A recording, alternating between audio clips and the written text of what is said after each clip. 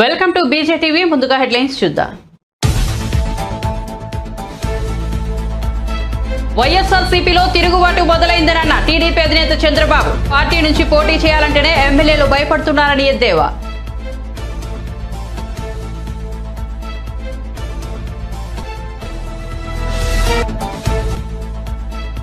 కాంగ్రెస్ 5 ఏళ్లు అధికారాన్ని నిలబెట్టుకుందా లేదా అన్నది వేచి చూద్దాం అని కేటీఆర్ ఆసక్తికర వ్యాఖ్యలు. రైతు భరోసా ఇచ్చామని సీఎం రేవంత్ రెడ్డి అంతర్జాతీయ వేదికలపై అబద్ధం చెప్పారని విమర్శ.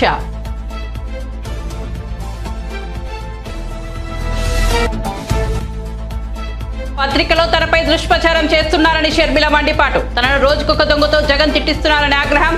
ఏం పీక్కుంటారో పీక్కోండని తీవ్ర వ్యాఖ్యలు.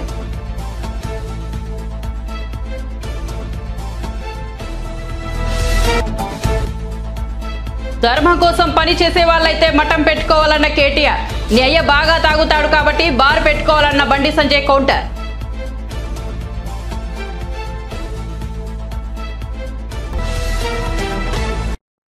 ఇక వార్త వివరాల్లోకి వెళ్తే వైఎస్ఆర్సీపీలో తిరుగుబాటు మొదలైందని టీడీపీ అధినేత చంద్రబాబు అన్నారు. ఆ పార్టీ నుంచి పోటీ చేయాలంటేనే ఎమ్మెల్యేలు భయపడుతున్నారని చెప్పారు. రాజమహేంద్రవరంలో నిర్వహించిన రా కదిలిరా బహిరంగ సభలో ఆయన మాట్లాడారు. ఎన్నికలు అయిపోగానే వైఎస్ఆర్సీపీ ఖాళీ అవుతుంది.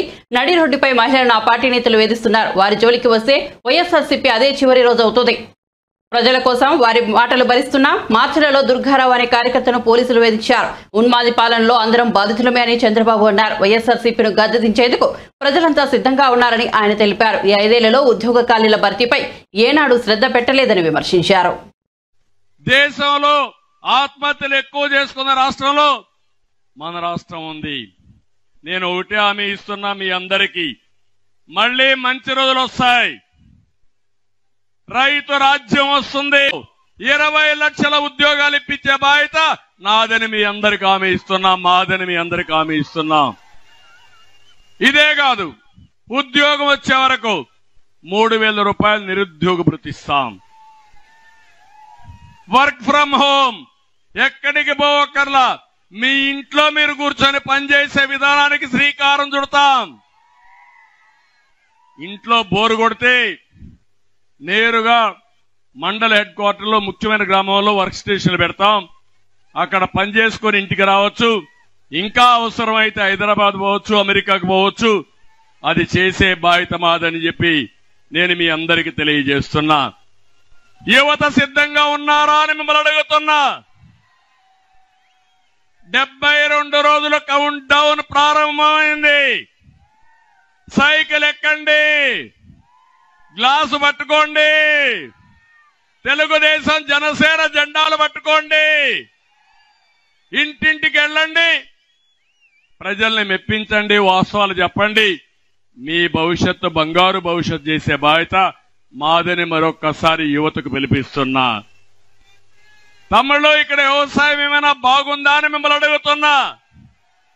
ఏ రైతైనా బాగున్నాడని అడుగుతున్నా.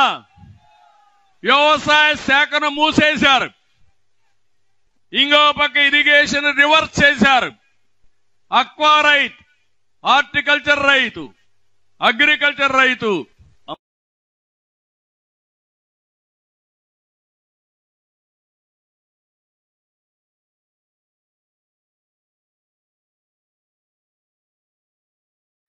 తెలుగుదేశం జనసేన జెండాలు పట్టుకోండి, ఇంటింటికి వెళ్ళండి, ప్రజల్ని మెప్పించండి, వాస్తవాలు చెప్పండి. మీ ప్యాడీ పండించాలి, వరిధాన్యం పండిస్తాం, కానీ తినే అలవాట్లు మారుతున్నాయి. దీనికి అనుగుణంగా మన పంటలు మార్చుకోవాలని ఆ రోజు నేను ఆలోచించాను. 2019లో సన్ ఎనర్జీ ఉత్పత్తి చేస్తాం. మీ పొలంలోనే మీరు కరెంట్ ఉత్పత్తి చేసుకుని మీకెంత కావాలో కరెంటు ఉపయోగించుకుని మీకు మిగులుంటే డిపార్ట్మెంట్కి ఇచ్చి తద్వారా మీ ఆదాయం పెంచే మార్గం కూడా నేను చూస్తున్నాను. అది కూడా చేస్తామని చెప్పి కూడా నేను మీకు తెలియజేస్తున్నా. ఇంకో పక్కన అడుగుతున్నా ఇక్కడ ఉండే వాళ్ళందరినీ, బాధుడే బాధుడు, మామూలు బాధుడు కాదు, పన్నులు బాధుడితో పేదల రక్తం దాగే మాయగాడి జగన్. అన్నా క్యాంటీన్ కట్ చేశాడు, పండుగ కానుకలు కట్ చేశాడు, పెళ్లి కానుక కట్ చేశాడు, చంద్రన్న బీమా కట్ చేశాడు, బెస్ట్ అవైలబుల్ స్కూల్స్ కట్ చేశాడు, ఫీజు రీఎంబర్స్మెంట్ కట్ చేశాడు, రైతు సబ్సిడీలు కట్ చేశాడు. 1-2 కాదు, 100 కార్యక్రమాలు నేను ఇచ్చినటన్ని కట్ చేసి ఈరోజు ఏకంగా మీరు చూస్తే పేదవాళ్ల ద్రోహిగా మిగిలిపోయే పరిస్థితికి వచ్చాడు. ఇప్పుడు మాట్లాడుతున్నాడు నవరత్నాలని. జగన్ అవునా కాదా అంటే బ్రాండ్ మాత్రం జగన్ బ్రాండ్లన్నీ వచ్చే బూమ్ బూమ్ అంట, ప్రెసిడెంట్ మెడల్ అంట, స్పెషల్ స్టేటస్ అంట. నాకే అర్థం కాల ఈయన ఇంత ఇన్నోవేషన్ ఎట్లా వచ్చిందో. సావు తెలివి, ఇలాంటి అడ్డదారిలో మాత్రం బ్రహ్మాండమైన తెలివైన వాడు. ఇంకో పక్క మీరు చూస్తే పన్నులు పెంచారు, పెట్రోల్ ధరలు పెంచారు, ఆర్టీసీ రేట్లు పెంచారు, నిత్యావసర వస్తువుల ధరలు ఆకాశాన్ని అంటున్నాయి. అవునా లేదా అమ్మా? సచివాలయంలో వైద్య ఆరోగ్య శాఖపై ముఖ్యమంత్రి రేవంత్ రెడ్డి సోమవారం సమీక్ష నిర్వహించారు. ఈ సమీక్షలో మంత్రి దామోదర రాజు నరసింహ, సీఎస్ శాంతికుమారి ఉన్నతాధికారులు పాల్గొన్నారు. ఈ సందర్భంగా సీఎం మాట్లాడుతూ వైద్య కాలేజీ ఉన్న ప్రతి చోట నర్సింగ్, పారామెడికల్ కాలేజీలు ఉండేలా చర్యలు తీసుకోవాలని సూచించారు. కొడంగల్లో మెడికల్, నర్సింగ్ కాలేజీల ఏర్పాటును పరిశీలించామని అధికారులను ఆదేశించారు. బీబీనగర్, ఎయిమ్స్ లో పూర్తిస్థాయి వైద్య సేవలు అందుబాటులోకి తీసుకొచ్చేలా చూడాలన్నారు. ఎయిమ్స్ సందర్శించి నివేదిక ఇవ్వాలని సీఎం రేవంత్ రెడ్డి అధికారులను ఆదేశించారు. ఉస్మానియా ఆసుపత్రిపై హైకోర్టులో విచారణ ఉందని అధికారులు సీఎంకు తెలిపారు. హైకోర్టు ఆదేశాల మేరకు నడుచుకుందామని సీఎం తెలిపారు. బోధనాసుపత్రుల్లో హౌస్ కీపింగ్ ను ఫార్మా కంపెనీలకు ఇవ్వాలని సీఎం సూచించారు. దేండ్లు కమిట్మెంట్ తో పనిచేశామని, అభివృద్ధి సంక్షేమే ధ్యేయంగా సర్కారును నడిపించామని బీఆర్ఎస్ వర్కింగ్ ప్రెసిడెంట్ కేటీఆర్ అన్నారు. ఇటీవల జరిగిన ఎన్నికల్లో 3వ వంతు సీట్లను ఇచ్చి బలమైన ప్రతిపక్షంగా పనిచేయమని ప్రజలు బీఆర్ఎస్ ను ఆదేశించారని చెప్పారు. చేవెళ్ల అసెంబ్లీ నియోజకవర్గ బీఆర్ఎస్ పార్టీ కార్యకర్తల సమావేశానికి ముఖ్య అతిథిగా కేటీఆర్ హాజరయ్యారు. ఈ సందర్భంగా మాట్లాడుతూ మార్పు అనే పేరుతో అమాయకులైన యువతను కాంగ్రెస్ మోసం చేసిందని విమర్శించారు. 6.5 లక్షల మంది ఆటో డ్రైవర్లను సర్కార్ గోసపెడుతోందని ఆగ్రహం వ్యక్తం చేశారు. రాష్ట్రంలో ఎక్కడా 24 గంటల కరెంట్ రావడం లేదని చెప్పారు. చెప్పు తీసి కొట్టించుకుంటాం కదా. రైతు బంధు ఎప్పుడు పడుతుంది రాయి అంటే దానికి చెప్పు తీసి కొడతాం. నేను అడుగుతా ఉన్నా, మరి చెప్పు తీసి కొట్టమంటారు కదా వెంకటరెడ్డి గారు, మరి మీరు దావోస్ పోయి పచ్చి అబద్ధాలు చెప్పినందుకు మీ ముఖ్యమంత్రి ఏం చెప్పిండు? ముఖ్యమంత్రి పోయి రైతు భరోసా చాలు చేసిన నేను అని చెప్తున్నాడు. దావోస్ పోయి అక్కడ సదస్సులో ముఖ్యమంత్రి గారు, తెలంగాణ ముఖ్యమంత్రి రేవంత్ రెడ్డి గారు పచ్చి అబద్ధాలు చెప్తున్నాడు. చాలా అయిందా రైతు భరోసా మీ దగ్గర? చేయగలరా? 15,000 పడుతున్నాయా? రైతు బంధు తీసేసి రైతు భరోసా పెడతామన్నారు, 10,000 తీసేసి 15,000 ఇస్తామన్నారు. చాలా అయిందా కాలేదా? అయిందా కదా? గడిగే పని. గాంధీ ముఖ్యమంత్రి, మన ముఖ్యమంత్రి పోయి స్విట్జర్లాండ్ పచ్చి అబద్ధాలు చెప్పొచ్చునా? ఇంత దుర్మార్గమా? అరే పోయి అబద్ధం చెప్పినావు సరే, అబద్ధాలు చెప్పి గద్దెకెక్కినావు అది కూడా సరే, కానీ రైతు బంధు దగ్గర నాయన పోయి కేసీఆర్ ఇచ్చిందని ఇయ్యంటే దానికి చెప్పు తీసి కొడతా అంటాడు. ఇంత అహంకారం. చెప్పు తీసి కొడతామనే రైతులు, చెప్పు తీసి రైతులను కొడతామనే ఈ పార్టీని, కాంగ్రెస్ పార్టీని మరి మీరు రేపు ఓటుతోని కొట్టాలి పార్లమెంట్ ఎన్నికల్లో అని చెప్పి రైతులకు చెప్పాలి. ఓటుతోని కొట్టండి, ఓటుతో వేటేయండి. మనం చెప్పులు తీసి మన చెప్పులు ఖరాబ్ చేసుకునే అవసరం లేదు. ఓటుతోని వేటేయాలి. వీళ్ళ అహంకారానికి బుద్ధి చెప్పాలి. 1 కాదు 2 కాదు, ఎన్ని మాటలు చెప్పిండండి రేవంత్ రెడ్డి గారు. డిసెంబర్ 9 ముందు ప్రెస్ మీట్ పెట్టిండు. కేసీఆర్ అనుకుంటాడు రుణమాఫీ చేసిన కదా, చేయగానే 2 సార్లు రుణమాఫీ చేసిన కాబట్టి రైతులు నాకే ఓటేస్తారు అనుకుంటుండు. నేను మా రైతన్నలకు చెప్తున్నా, మీ రుణమాఫీ అయిపోతే మంచిది, అర్జెంట్ గా బ్యాంకు కొనరి.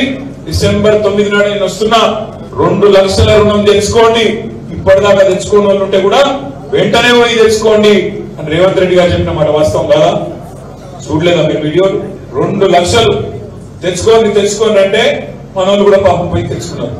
మా గిరిజన సోదరులు, మా దళిత సోదరులు, రైతులు తెచ్చుకున్నారు. చిన్న సన్నకారు రైతులు ఆశపడ్డారు, తప్పేం లేదు, తెచ్చుకున్నారు. మరి ఏమైనా డిసెంబర్ 9 నాడు సంతకం పెడతా 2 లక్షల రుణమాఫీ అయిపోతుంది అన్నాడు. అది ఏమాయంటే మళ్ళీ కోపం వస్తాను వాళ్ళు.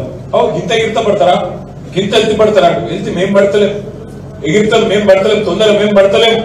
మీరే చెప్పారు కదా డేటు 9 డిసెంబర్ అని చెప్పింది ఎవరు? మనమా మీరా? రేవంత్ రెడ్డి చెప్పిండు 9 నాడు సంతకం పెడతాను. మరి ఏమాయ రేవంత్ రెడ్డి గారు? డిసెంబర్ 9 వాయ్, జనవరి 9 వాయ్, ఫిబ్రవరి 9 రానివ్వంటే 7వ ఆయన రుణమాఫీ అంటే మళ్ళీ వాళ్ళు అవో మీరు ఇంకా కూడా అధికారం ఉన్నట్టే మాట్లాడుతున్నారు, బాగా అహంకారంగా మాట్లాడుతున్నట్టు ఒక నేను అంటున్నాం అయ్యా మేము అధికారం ఉన్నామని మేము అనుకుంటలేము, మీరు అనుకుంటున్నారు మేము అధికారం ఉన్నామని. ఇంకా కూడా మీరు చూడరు, అసెంబ్లీ చూడరు, తప్పించుకునే చక్కర్లు ఉండరు వాళ్ళు. లక్కి బిందెలు లేవు, కేసీఆర్ అప్లపాలు చేసిపోయిండు, ఇదైంది అదైంది, అయ్యో అయ్యో అని ఇప్పుడు ఇలా లేని మాటలు మాట్లాడుతున్నారు. ఇంకొక పని కూడా వాళ్ళు చేస్తున్నారు. పార్లమెంట్ ఎన్నికలు వస్తున్నాయి ఇట్లా అని వాళ్ళకు కూడా తెలుసు. నోటిఫికేషన్ ఫిబ్రవరి 2వ వారంలోనో 3వ వారంలో వస్తుంది అని టాక్ ఉన్నది. కాబట్టి వాళ్ళు ఏం చూస్తున్నారు, దెబ్బల నోటిఫికేషన్ వస్తే అయిపోతే తప్పించుకోవచ్చు, ఈ పార్లమెంట్ ఎన్నికలు గండం బయట పడవచ్చు అని వాళ్ళు చూస్తారు. మనం ఏమంటున్నాం, నీకు చిత్తశుద్ధి ఉంటే 100 రోజుల్లో నువ్వు అమలు చేస్తానన్న 6 గ్యారంటీలు, అందులో ఉన్న 13 హామీల విషయంలో నీకు క్లారిటీ ఉంటే, చిత్తశుద్ధి ఉంటే, ప్రజల మీద ప్రేమ ఉంటే ఇప్పుడే జీవోలన్నీ తీయి. పార్లమెంట్ ఎన్నికల కోడ్ రాకముందే, నోటిఫికేషన్ రాకముందే గవర్నమెంట్ ఆర్డర్లన్నీ తీ. గవర్నమెంట్ ఆర్డర్లన్నీ తీస్తే ఏమైతుంది, రేపు అమలు చేసేందుకు అడ్డం రాదు. పార్లమెంట్ కోడ్ వచ్చినా అడ్డం రాదు. నిజంగా రేవంత్ రెడ్డి గారు నీకు చిత్తశుద్ధి ఉంటే వెంటనే ఆ నిర్ణయం తీసుకో. 2500 రూపాయల చొప్పున మహిళలకు వెంటనే ఆ డబ్బులు ఇస్తూ మహాలక్ష్మి పథకాన్ని అమలు చేస్తూ జీవో తీసుకొని రా. గృహజ్యోతి సాక్షి పత్రికలో తనపై దుష్ప్రచారం చేస్తున్నారని ఏపీసీసీ అధ్యక్షులు వైఎస్ షర్మిల మండిపడ్డారు. ఇంత నీచానికి దిగజారి తనపై దుష్ప్రచారం చేయాల్సిన అవసరం ఏముందని ప్రశ్నించారు. సాక్షి మీడియాలో జగన్ తో సమానంగా తనకు కూడా భాగస్వామ్యం ఉందని ఆమె చెప్పారు. తన తండ్రి వైఎస్ జగన్ కు తనకు సమానంగా వాటా ఉండాలని భావించారని అన్నారు. కడపలో నిర్వహించిన కాంగ్రెస్ పార్టీ విస్తృత స్థాయి సమావేశంలో మాట్లాడుతూ ఆమె వ్యాఖ్యలు చేశారు. ఇప్పుడున్న జగన్ ఎవరో తనకు తెలియదని షర్మిల అన్నారు. గతంలో ఉన్న జగన్ తనకు అన్నా అని, సీఎం అయిన తర్వాత ఆయన పూర్తిగా మారిపోయారని చెప్పారు. రక్తం పంచుకుని పుట్టిన తనపై రోజుకో దొంగతో జగన్ తిట్టిస్తున్నారని మండిపడ్డారు. తన వ్యక్తిత్వాన్ని దెబ్బతీసేలా అత్యంత నీచంగా ప్రచారం చేస్తున్నారని మండిపడ్డారు. ఎవరెంత చేసినా భయపడే ప్రసక్తే లేదని, ఏం పిక్కుంటారో పిక్కొన్నట్టు తీవ్ర వ్యాఖ్యలు చేశారు. కాంగ్రెస్ పార్టీ కోసం పని చేయాలి. మనకేమి జగనన్నతో ద్వేషం లేదు. చెప్తున్నా, ఇక్కడ కడప జిల్లాలో నిలబడి చెప్తున్నా, ఇది నా పుట్టినిల్లు. పక్కన జమ్మలమడుగులో ఏ హాస్పిటల్లో అయితే రాజశేఖర్ రెడ్డి గారు పుట్టారో, ఏ హాస్పిటల్లో అయితే జగనన్న పుట్టాడో, అదే హాస్పిటల్లో నేను కూడా పుట్టా. ఇది నా పుట్టినిల్లు, ఇది నా పుట్టినిల్లు. జగనన్నతో నాకేమీ ద్వేషం లేదు, ఆయనది కూడా నా రక్తమే. కానీ జగనన్న ముఖ్యమంత్రి అయిన తర్వాత మనిషి మారిపోయాడు. జగనన్న ముఖ్యమంత్రి అయినాక పాత జగనన్న కాదు, ఈ జగనన్న నాకు తెలియదు. నేను రెడ్డి గారి బీజేపీ ఇది ఎలా గారి నా రైల్వే నా భర్తకు పదవీకాంక్ష ఉందా? మాకు పదవీకాంక్ష ఉంటే మా నాన్న అప్పుడు 5 సంవత్సరాలు ముఖ్యమంత్రి, మేము ఒక్క పదవైనా తీసుకోకపోయే వాళ్ళమా? మాకు పదవీకాంక్ష ఉంటే ఒక్క పదవైనా తీసుకున్నామా మేము? మా నాన్న ముఖ్యమంత్రిగా ఉన్నప్పుడు ఒక్క పదవి తీసుకోలేదు కదా. మరి మాకు పదవీకాంక్ష ఉంది అని నేను వైసీపీ కోసం అంత త్యాగాలు చేసి అంత నడుస్తే, పోనీ అప్పుడైనా నేను ఏదైనా పదవి అడిగానా? పోనీ అప్పుడైనా నేను పదవులు అడుగుంటే నాకు పదవీకాంక్ష ఉంది అని మీరు అనొచ్చు. మేము పదవీకాంక్షలు ఉన్నోళ్ళమే అయితే అసలు మీకోసం మేము పాదయాత్ర చేయడం ఏంటి? నా కోసం నేను పాదయాత్ర చేసుకుంటే అర్థం ఉంది, కానీ మీకోసం నేను పాదయాత్ర చేసుకుంటే నాకెలా పదవులు వస్తాయి? ఇంగితం జ్ఞానం ఏదైనా ఉందా? ఇంత నీచానికి దిగజారాలా? విలువలు విశ్వసనీయతలు అని పెద్ద పెద్ద మాటలు చెప్పారు కదా, మరి మీకు లేవా విలువలు విశ్వసనీయతలు? ఆలోచన చేయాలి. తెలుగు ప్రజలు పిచ్చోళ్ళు కాదు, అన్ని గమనిస్తున్నారు, అన్ని చూస్తున్నారు. నేను రాజశేఖర్ రెడ్డి బిడ్డను. పులి కడుపున పులే పుడుతుంది. రాజశేఖర్ రెడ్డి రక్తం నాలో ప్రవహిస్తుంది. నేను రాజశేఖర్ రెడ్డి బిడ్డ వైఎస్ షర్మిల రెడ్డి. నా పేరు ఇదే, నా ఉనికి ఇదే. ఎవరు కాదన్నా, ఎవరు అవునన్నా, ఎవరు గీ పెట్టినా నేను వైఎస్ షర్మిల రెడ్డి. ఆంధ్ర రాష్ట్ర ప్రజలకు మేలు చేయడానికే ఇక్కడికి వచ్చాం. నా గుండెలో నిజాయితీ ఉంది. ఆంధ్ర రాష్ట్ర ప్రజలకు వాళ్ళ హక్కులు కల్పించాలని రాజశేఖర్ రెడ్డి బిడ్డ ఈరోజు తన పుట్టినింటిలో ఆంధ్ర రాష్ట్రంలో అడుగుపెట్టింది. నిలబడుతుంది, కొట్లాడుతుంది. ప్రత్యేక హోదా వచ్చేంత వరకు రాజశేఖర్ రెడ్డి బిడ్డ ఇక్కడ నుంచి కదలదు. పోలవరం వచ్చేంత వరకు రాజశేఖర్ రెడ్డి బిడ్డ ఇక్కడ నుంచి కదలదు. మన రాష్ట్రానికి, మన బిడ్డలకు ఉద్యోగాలు రావాలి, మన రాష్ట్రం అభివృద్ధి చెందాలి, అంతవరకు రాజశేఖర్ రెడ్డి బిడ్డ తన పుట్టింటి నుంచి కదలదు. మీ ఇష్టం వచ్చింది చేసుకోండి, ఎంత చేసుకుంటారో చేసుకోండి, ఏం పిక్కుంటారో పిక్కోండి. ఇక్కడ భయపడే వాళ్ళు ఎవ్వరూ లేరు.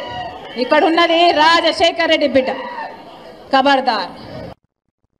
చిత్తూరులో మంత్రి పెద్దిరెడ్డి రామచంద్రారెడ్డి ప్రత్యేక సామ్రాజ్యం ఏర్పాటు చేశారని అక్కడ ప్రభుత్వ ప్రధాన కార్యదర్శి డీజీపీ ఆదేశాల అమలు కావని టీడీపీ పొలిట్ బ్యూరో సభ్యుడు వరలరామేంద్ర చెప్పారు. స్థానిక పోలీస్ స్టేషన్లో ఎఫ్ఐఆర్ నమోదు కావాలన్నా, రెవెన్యూ కార్యాలయంలో పాస్బుక్ ఇవ్వాలన్నా పెద్దిరెడ్డి అనుమతి కావాల్సిందేనని పేర్కొన్నారు. టీడీపీ అధినేత చంద్రబాబు విమర్శించే నైతిక హక్కు పెద్దిరెడ్డికి లేదని మండిపడ్డారు. ఒకప్పుడు సాధారణ కాంట్రాక్టర్ గా ఉన్న వ్యక్తి నేడు 1000 కోట్లు ఎలా సంపాదించారని ప్రశ్నించారు. మంగళగిరిలోని టీడీపీ కేంద్ర కార్యాలయంలో ఆయన విలేకరులతో మాట్లాడారు. మన రాష్ట్ర కేబినెట్లో ఆయన ఈ రోజున 45 సంవత్సరాల సుదీర్ఘ రాజకీయ చరిత్ర కలిగిన వ్యక్తి, ఎటువంటి అవినీతి మచ్చ ఎరుగని రాజకీయ నాయకుడు, ఈ రాష్ట్రానికి 14 సంవత్సరాలు ముఖ్యమంత్రిగా పనిచేసిన వ్యక్తి, పలు సంవత్సరాలుగా రాష్ట్ర అపోజిషన్ నాయకుడిగా పనిచేసిన వ్యక్తి శ్రీ నారా చంద్రబాబు నాయుడు గారి గురించి అవాకులు చవాకులు మాట్లాడుతున్నారు. ఆయన అవినీతి పరుడని విమర్శిస్తూ ఉన్నాడు.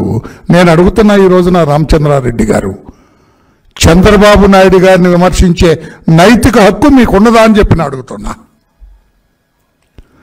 చంద్రబాబు నాయుడు గారి గురించి ఈ రకంగా అవాకులు చవాకులు మాట్లాడే నైతిక హక్కు మీకున్నదా అని చెప్పి నేను అడుగుతున్నా. 2 దశాబ్దాల క్రితం ఒక సి క్లాస్ కాంట్రాక్టర్గా ఉన్న మీరు ఈ రోజున కోట్లకు 1000 కోట్లకు మదించారు. ఎలా సంభవమైంది? ఎలా సాధించారు? మీ నీచ చరిత్ర రాష్ట్ర ప్రజలకు తెలియదు అనుకుంటున్నారా? మీ క్రిమినల్ హిస్టరీ రాష్ట్ర ప్రజలకు తెలియదు అనుకుంటున్నారా? గురువింద గింజలాగా మీ నలుపెరగకుండా చంద్రబాబు గారి గురించి మాట్లాడటం సరైంది కాదు అని చెప్పి నేను తెలియజేస్తున్నా. ఈనాడు మీరు అవినీతి సొమ్ముతో ఒక పక్క మీ కుమారుడు ఎంపీ, మీరు మినిస్టర్గా ఆ చిత్తూరు జిల్లాలో మీ సొంత సామ్రాజ్యాన్ని ఏర్పాటు చేసుకున్నారు. Your own territory. అక్కడికి జగన్మోహన్ రెడ్డి కూడా ప్రవేశం లేదు. రాష్ట్రానికి ముఖ్యమంత్రి కావచ్చు ఆయన, కానీ మీ ఇలాకాలో మీ ప్రత్యేక సామ్రాజ్యంలో జగన్మోహన్ రెడ్డి గారికి కూడా ప్రవేశం లేదు. అక్కడ పోలీస్ డిపార్ట్మెంట్లో మీ ఇలాకాలో డీజీపీ రాజేంద్రనాథ్ రెడ్డి గారికి ప్రవేశం లేదు. అక్కడ ఈ cannot direct at police. DC అవ్వచ్చు ఆయన అక్కడ పోలీసుల్ని డైరెక్ట్ చేసే స్థితిలో, మీకు వ్యతిరేకంగా ఏమీ చేయలేని స్థితిలో చేతులు కట్టుకొని కూర్చుంటున్నారు. మీ సొంత సామ్రాజ్యాన్ని ఏర్పాటు చేసుకున్నారు. రెవెన్యూ ఆఫీషియల్స్, చీఫ్ సెక్రటరీ లేకుంటే అక్కడ వేరే అధికారులు ఆదేశించే స్థాయిలో లేరు. అదొక ప్రొహిబిటెడ్ ఏరియా. మీరే డిక్టేటర్ అక్కడ. అలా ఏర్పాటు చేసుకున్నారు. మీ అవినీతి సొమ్మును విచ్చలవిడిగా ఖర్చు పెడుతూ అని చెప్పి నేను తెలియజేస్తున్నా. మీ సామ్రాజ్యంలో వేరే ఎలా ఎంటర్ అవటానికి లేదు. మీ సామ్రాజ్యంలో ఉన్న పోలీస్ స్టేషన్స్లో ఎఫ్ఐఆర్ కేసు రిజిస్టర్ చేయాలంటే మీ పర్మిషన్ కావాలా? పోలీస్ అధికారులు వచ్చి మీ ఇంటికి వచ్చి ఎస్ అనిపించుకొని వెళ్తేనే అక్కడ ఎఫ్ఐఆర్ రిజిస్టర్ అవుతుంది. చెప్పమనండి. అక్కడ ఎస్పీని కానీ లోకల్ ఆఫీసర్స్ని కానీ చెప్పమనండి. లేదు పెద్దిరెడ్డి ఎవరు, మాకు చట్టం ప్రకారం వెళ్తున్నాం మేమని చెప్పే ధైర్యం ఉందా? అక్కడ రెవెన్యూ ఆఫీసర్స్ మీకు తెలియకుండా ఒక చిన్న ఆర్డర్ పాస్ చేయగలరా? ఒక పాస్బుక్ ఇవ్వగలరా? Revenue officers without your knowledge? ఈ రకంగా ఒక సొంత సామ్రాజ్యాన్ని ఏర్పాటు చేసుకున్నారు మీరు. జగన్మోహన్ రెడ్డి గారు కూడా మీకు కాదని ఎవరన్నా మీకు తెలియకుండా మీ ఇలాకాలో ఒక ఎమ్మెల్యేకి సీట్ ఇవ్వగలరా జగన్మోహన్ రెడ్డి గారు? మీకు తెలియకుండా ఏరియాలో జగన్మోహన్ రెడ్డి గారు వేలు పెట్ట ఆయన కూడా భయపడతాడు. మీ అవినీతి సొమ్ముతో మీరు ఏర్పాటు చేసుకున్న ఈ సామ్రాజ్యాన్ని చూచి.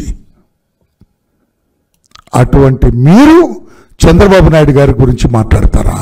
మీ గత చరిత్ర ఏమిటి?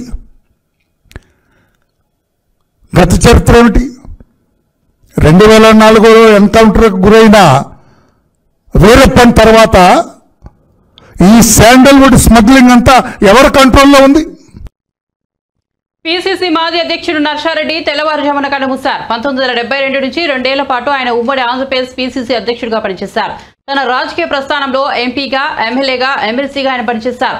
జలకం వెంకటరావు మంత్రివర్గంలో రెవెన్యూ మంత్రిగా బాధ్యతలు నిర్వర్తించారు. హైదరాబాద్ బంజారాహిల్స్ రోడ్ నెంబర్ 12లో మంత్రుల నివాస సముదాయానికి దగ్గరలో వైట్ హౌస్ లో ఆయన నివాసం ఉంటున్నారు. కొంతకాలంగా అనారోగ్య సమస్యలతో బాధపడుతున్న ఆయన తుదిశ్వాస విడిచారు. ఆయన మృతి పట్ల పార్టీలకు అతీతంగా నేతలు సంతాపాన్ని ప్రకటిస్తున్నారు. ఆయన కుటుంబ సభ్యులకు సానుభూతిని తెలియజేస్తున్నారు. మరోవైపు నర్సారెడ్డి మృతి పట్ల ముఖ్యమంత్రి రేవంత్ రెడ్డి సంతాపాన్ని ప్రకటించారు. పీసీసీ అధ్యక్షుడిగా, మంత్రిగా ఆయన సేవలు అందించారని కొనియాడారు. ఆయన మృతి కాంగ్రెస్ పార్టీకి తీరని లోటు అని పేర్కొన్నారు.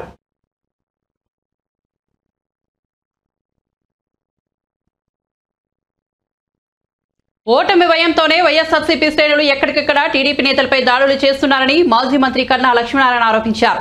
పల్నాడు జిల్లా ముప్పాల మండలం తొండపి గ్రామంలో టీడీపీ కార్యకర్తలపై జరిగిన దాడిని ఆయన ఖండించారు. మంత్రి అంబటి రాంబాబు ప్రోద్బలంతోనే దాడి చేశారని కన్నా ఆరోపించారు. భవిష్యత్ గ్యారంటీ కార్యక్రమం మీద తొండపి గ్రామం వెళ్ళినప్పుడు కొంతమంది వైసీపీ గుండాలు అంబటి రాంబాబు ప్రోత్సాహంతో గంజాయి తాగి మా ఊరేగింపు మీద కరెంటు తీసి డాబాల మీద ఉండి డాబాల మీద నుంచి రాళ్ల వర్షం కురిపించి హత్యా ప్రయత్నానికి పాల్పడ్డారు. భగవంతుడి దయ వల్ల చిన్న చిన్న ఇంజరీస్తో మరి బయటపడటం జరిగింది. పోలీసుల సమక్షంలోనే జరిగింది ఇన్సిడెంట్. పోలీసులు కూడా ఉన్నారు. పోలీసులు ఉన్నా కూడా పోలీసుల సమక్షంలో మరి ఇంత పెద్ద దుర్మార్గానికి పాల్పడి చాలా తక్కువ మంది ఉన్నది, చాలా గ్రామంలో చాలా తక్కువ మంది ఉన్నా కూడా అధికార మదంతో, మంత్రి ప్రోత్సాహంతో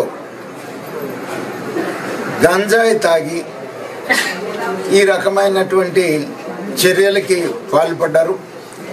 దీన్ని తీవ్రంగా మరి ఖండిస్తున్నాం.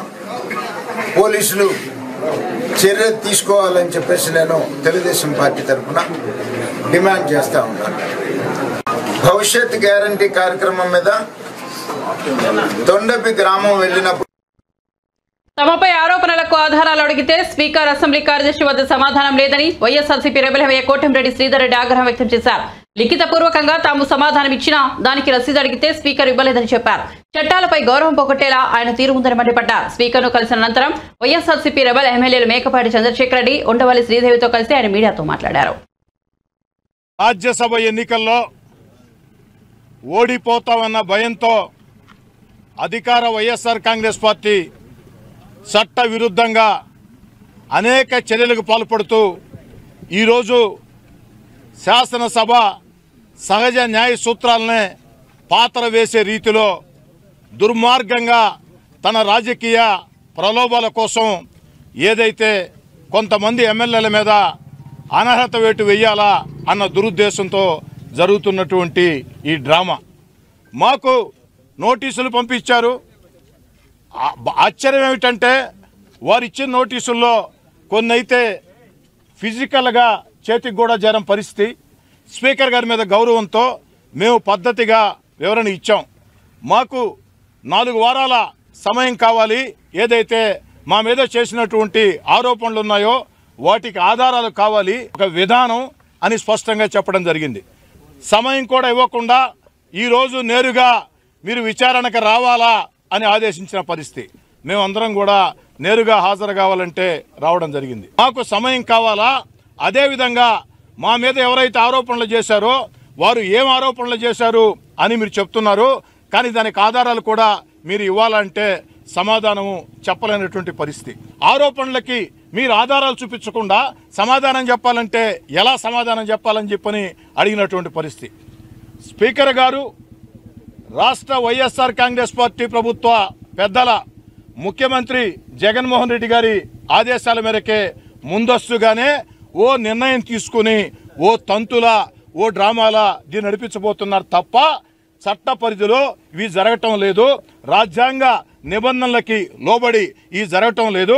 మా యొక్క సమాధానాలన్నీ కూడా ఏదైతే వ్రాతపూర్వకంగా రాసి అది ఇచ్చినప్పుడు స్పీకర్ గారు తీసుకున్నారు. దానికి అక్నాలజ్మెంట్ అడిగాం, రసీదు అడిగాం, దాన్ని కూడా ఉల్లంఘించి స్పీకర్ గారు ఇవ్వను అనే పరిస్థితి. ఇక మాకుండే మార్గం రెండు, ఒకటి కోర్టులు, రెండు ప్రజా కోర్టు. భారతదేశ పార్లమెంటరీ ప్రజాస్వామ్య వ్యవస్థలో ప్రజా కోర్టులే అంతం, ప్రజలే న్యాయ నిర్ణేతలు కాబట్టి అటు కోర్టుల్లో ప్రజా కోర్టుల్లో రెండిట్లో కూడా ఈ యొక్క వైఎస్ఆర్ కాంగ్రెస్ పార్టీ ప్రభుత్వ వ్యవహార శైలిని ఎండగడుతామని తెలియజేస్తున్నారు. ధర్మం కోసం పనిచేసే వాళ్ళైతే మఠం పెట్టుకోవాలని బీఆర్ఎస్ వర్కింగ్ ప్రెసిడెంట్ కేటీఆర్ చేసిన వ్యాఖ్యలకు బీజేపీ జాతీయ ప్రధాన కార్యదర్శి కరీంనగర్ ఎంపీ బండి సంజయ్ కౌంటర్ ఇచ్చారు. అలా అయితే కేసీఆర్ బార్ పెట్టుకోవాలని, కేటీఆర్ మసీదును నిర్మించుకోవాలని ఎద్దేవా చేశారు. సోమవారం బీజేపీ నేత సంజయ్ మీడియాతో మాట్లాడుతూ కరీంనగర్ బీఆర్ఎస్ ఎంపీ అభ్యర్థి నాస్తికుడని, కేటీఆర్ కూడా నాస్తికుడే అన్నారు. కరీంనగర్ బీఆర్ఎస్ ఎంపీ పెద్ద మేధావుల ఫోజులు కొడుతున్నారని విమర్శించారు.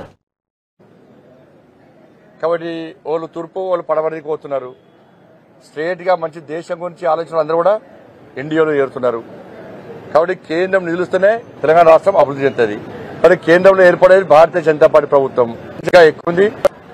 అభివృద్ధి చేయాలనుకున్న నాయకులు వాళ్ళు గెలిపించిన ప్రజలకు ధన్యవాదాలు.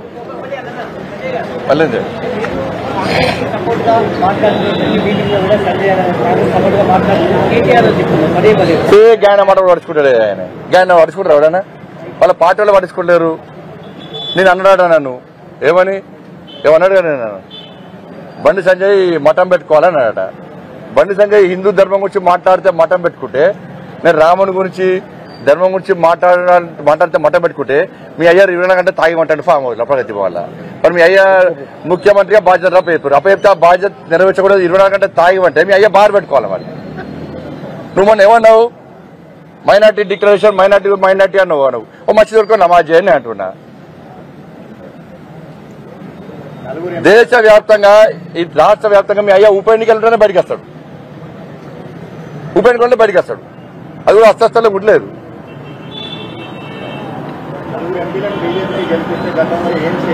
తెలంగాణ రాష్ట్రంలో బీఆర్ఎస్ పార్టీ ప్రభుత్వం ఏర్పడేస్తే ఏం బీకిరు? 6 లక్షల కోట్లు అప్పు చేసి చేతికి ఇచ్చిపోయారు మీ అయ్యా మీ కుటుంబం అంతా కూడా. ఫస్ట్ దాని మీద సమాధానం చెప్పు. ఏ గ్రామానికి రాష్ట్ర ప్రభుత్వము, గతంలో రాష్ట్ర ప్రభుత్వము ఎన్ని నిధులు చెప్పాలని దమ్ముందా నీకు? మేము చెప్తాం. ఏ గ్రామానికి కేంద్ర ప్రభుత్వం ద్వారా ఎన్ని నిధులు తీసుకొస్తామో చెప్పడానికి మేము ధైర్యంగా ముందుకు వస్తున్నాం.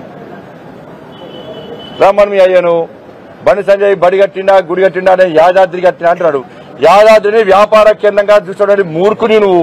నేను మళ్ళా చెప్తున్నా, ఇప్పుడు బీఆర్ఎస్ పార్టీ నుంచి పోటీ చేసే అభ్యర్థి మేధావి, చాలా పెద్ద మేధావి, ప్లస్ కేసీఆర్ కొడుకు, ఇద్దరు నాస్తికులు. వీళ్ళు ఇట్లా బొట్టు పెడతారు, అందరి ముందు నటిస్తారు, బయటకు పోయి బొట్టు చూసుకుంటారు వీళ్ళు. వాళ్ళిద్దరు అంతే. కరీంనగర్ పార్లమెంటు నియోజకవర్గంలో దేవుణ్ణి నమ్మే 99% ప్రజలు దేవుణ్ణి నమ్మని ఈ నాస్తికులకు ఓటేస్తారా? ఆలోచించుకోండి. ఇలా ఇక్కడ ఈ జిల్లానే కాదు వాస్తవానికి. బీఆర్ఎస్ పార్టీ మళ్ళీ చెప్తున్నా, బీఆర్ఎస్ పార్టీకి క్యాండిడేట్ కరువేయండు. బీఆర్ఎస్ పార్టీకి ఇక్కడ క్యాండిడేట్ కరువేయండు. బీఆర్ఎస్ పార్టీ పోటీ చేసే అభ్యర్థి ఈ పార్లమెంట్ నుంచి ఎప్పుడు మాట్లాడాడు? ఏమనంటే ఆయన మేధావి, తన మంత్రి పెద్ద మేధావిని చూపడుకునే ప్రయత్నం చేస్తాడు ఆయన. బులెటిన్ ముగించే ముందు హెడ్లైన్స్ మరోసారి చూద్దాం. వైఎస్ఆర్సీపీలో తిరుగుబాటు మొదలైందన్న టీడీపీ అధినేత చంద్రబాబు. పార్టీ నుంచి పోటీ చేయాలంటేనే ఎమ్మెల్యేలు భయపడుతున్నారని ఎద్దేవా.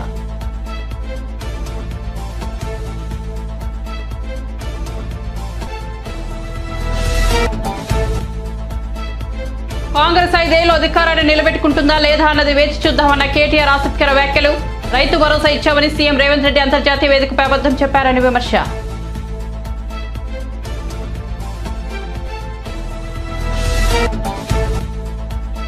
పత్రికలో తనపై దుష్ప్రచారం చేస్తున్నారని షర్మిల మండిపాటు. తనను రోజుకొక దొంగతో జగన్ తిట్టిస్తున్నారని ఆగ్రహం.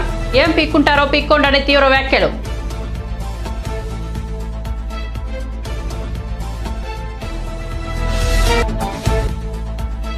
ధర్మం కోసం పని చేసే వాళ్ళైతే మఠం పెట్టుకోవాలన్న కేటీఆర్, నీ అయ్య బాగా తాగుతాడు కాబట్టి బార్ పెట్టుకోవాలని బండి సంజయ్ కౌంటర్.